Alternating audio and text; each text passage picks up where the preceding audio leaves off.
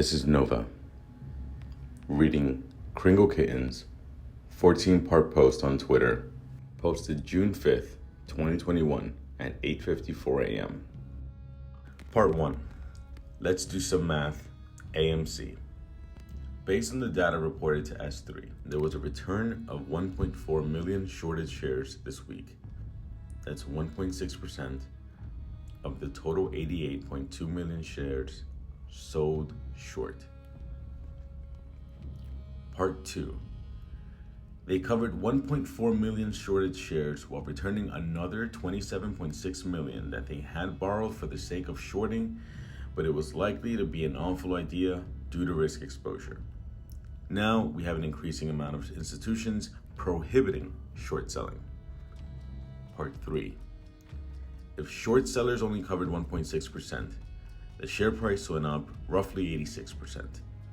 If we're tracking this proportionally with the price increase per percentage point of short interest covered going forward, Part 4, this would mean a percentage gain of 5,188% over May 6, 2021 closing price at $47.91, meaning $2,485.60 a share, based on official data.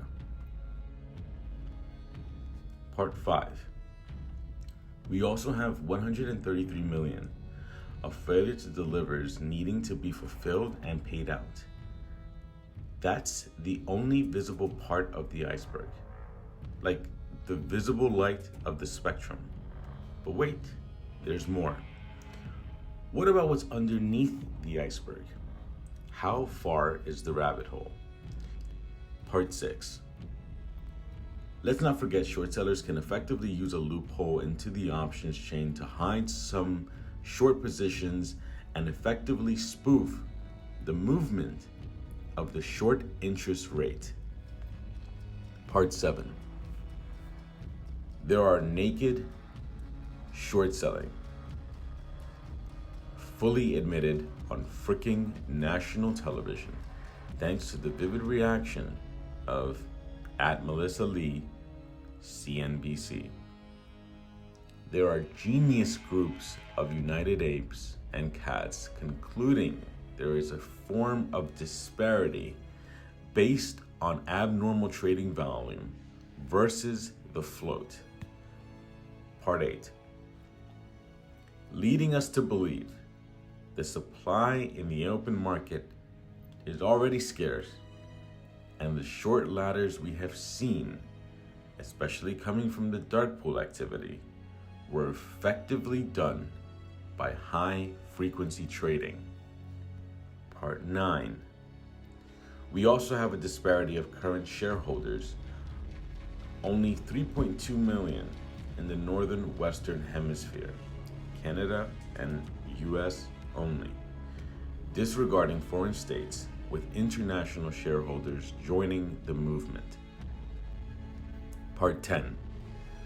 So we have proof of disparity, yet there are outstanding due diligence out there by United Apes and Cats to believe there are speculatively billions of synthetic shares.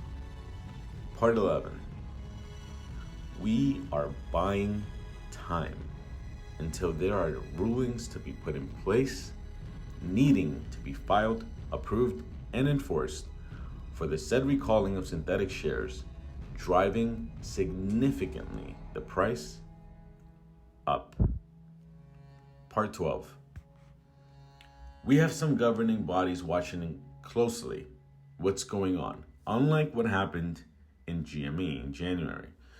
So there would be few, if not no, third-party screw-ups disrupting the supply and demand chain.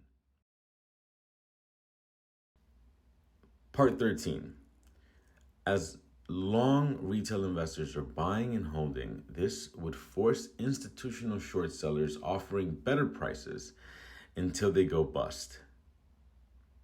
Sounds pretty good to me. Part 14. With the official data, plus what's underneath the iceberg. That is the MOASS we're waiting for.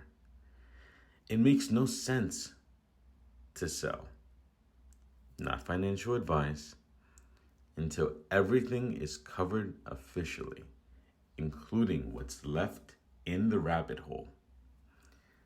Patience is the name of the game. Mic drop. And with that, I just have two more words to say. Obama out.